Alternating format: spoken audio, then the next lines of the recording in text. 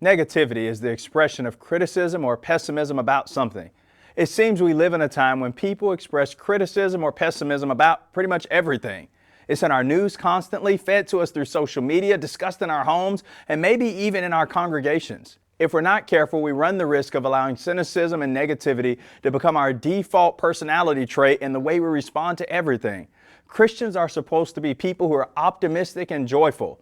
This doesn't mean we deny the reality or fail to critically evaluate things, but it does mean we should not be habitually gloomy and discouraged people.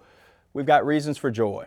There's been negativity in the world since the fall of man in Genesis chapter 3, but it seems like it's ramped up in recent times. It may be we're simply more aware of it because of the technology that keeps us updated with everything.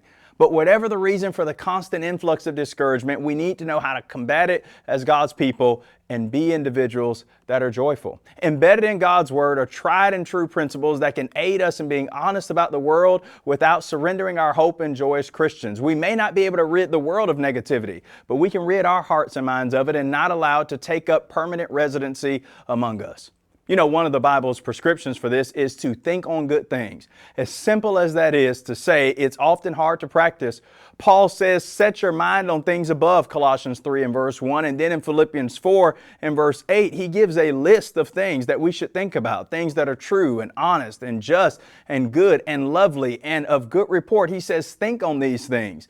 And if we think on these things, it'll change the way we live. This takes work and it won't happen by accident. Our mind is free to drift about wherever we would take it, but Paul says harness those thoughts, think on good things, and root out the pessimism that wants to rot us from the inside out. I know our world is filled with negative thoughts, but we can still be people that think good things.